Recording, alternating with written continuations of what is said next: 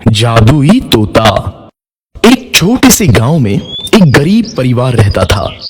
उस परिवार में रामू और उसकी बीवी सीता उसके बेटे चिंटू के साथ रहते थे। उसी गांव में एक तोता भी रहता था। उसका नाम था रघु। वो किस्मत का धनी था। जहां भी जाता वहां किसी भी चीज की कमी नहीं पड़ती थी। एक दिन रघु उड़ते उड़ते उस गरीब परिवार के घर गया। रघु सोचता है, अरे वाह, लगता है यहाँ आज बहुत अच्छा खाना मिलेगा। मैं पेट भर के खाऊंगा। वो एक कटोरी में रखे अमरूद देखता है। अरे वाह, अमरूद, मुझे तो ये बहुत पसंद है। मैं तो इसे पेट भर के खाऊंगा। रघु तोता अमरूद खाने ही लगता है। तभी सीता रघु को अमरूद खाते देखती है तो गुस्सा हो जाती है और उसे वहां से भगा देती है। भाग यहाँ से, न जाने कहां से आ जाते हैं। मैं तो परेशान हो गई उनसे। सीता के भगाने के बाद रघु चुपचाप से एक कोने में रहता है।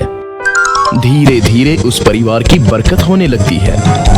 एक दिन रामू और सीता खाना खाते वक्त बातें करते हैं। आजकल हमारी बहुत तरक्की हो रही है, काम भी अच्छा चल रहा है। रामू कहता है। इस पर सीता कहती है, सच कहा, भगवान हमेशा ऐसे ही हम पर मेहरबान रहे। बेटा चिंटू भी कहता है, पिताजी, मुझे खिलौना लेके दो ना, मेरे सभी दोस्तों के पास है।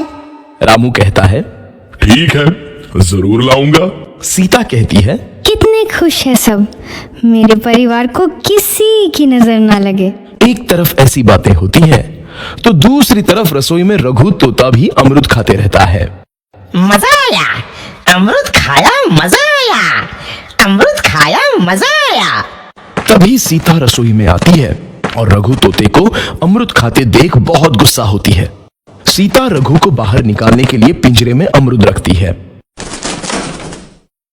रघु जब अमरूद खाने लगता है तो पिंजरे का दरवाजा बंद हो जाता है और वो उसमें फंस जाता है। मुझे बाहर निकालो, मैं यहाँ फंस गया हूँ, मुझे बचाओ। अगले दिन सीता पिंजरा उठाकर बाहर दूर उस रघु को छोड़ देती है। रघु के जाते ही उनके घर आई बरकत धीरे धीरे कम हो जाती है। उन्हें बहुत घाटा होता है। सीता कहती है, ये क्या हो रहा है, अचानक इतना कैसे बदल गया? अभी तक तो सब कुछ अच्छा चल रहा था। रामू कहता है, लगता है भगवान हम पर रूठ गए हैं। चिंटू भी कहता है, लगता है अब मुझे खिलौने भी नहीं मिलेंगे। और वो रोने लगता है और बाहर चला जाता है। कुछ दिन बाद रघु तोता फिर से उस घर में आता है। वापस आया, मैं वापस आया, अब मैं जमकर अमरूद खाऊंगा। रघु सीधा रसोई घर में चला जाता है और अमरूद खाने लगता है। कुछ देर बाद सीता रसोई में आती है और रघु को देख कहती है, एक तो घर में पहले से इतनी दिक्कत चल रही है और ऊपर से ये तोता मुझे और परेशान कर रहा है। सीता रघु को वहां से भगा देती है। रघु उड़कर किसी कोने में छुप जाता है। कुछ दिन बाद धीरे धीरे उस घर की बरकत वापस आने लगती है। काम भी अच्छे से चलने लगता है। एक रात जब रघु तोता अमरूद खाने जाता है तो पिंजरे में फंस जाता है। ये लोग आखिर चाहते क्या हैं? एक तोते को शांति से अमरूद खाने क्यों नहीं देते? मैं कौन सा चोरी कर रहा हूँ? बस अमरूद ही तो खा रहा हूँ। तभी रामू वहां आता है और पिंजरे में रघु तोते को देख उसे बाहर छोड़ देता है। ये तोता भी कितना जिद्दी है, बार बार वापस आ जाता है। जैसे ही रामू रघु को छोड़ देता है, अगले दिन से फिर से उनके घर की बरकत जाने लगती है। काम में घाटा होता है। किसी को समझ नहीं आ रहा था कि ऐसा क्यों हो रहा है। रघु तोता घर आता है तो अचानक बरकत आती है और जब रघु तोता को बाहर निकालते हैं तो बरकत चली जाती है। एक दिन सीता रघु तोते के घर आने और बाहर जाने की स्थिति पर नजर रखती है।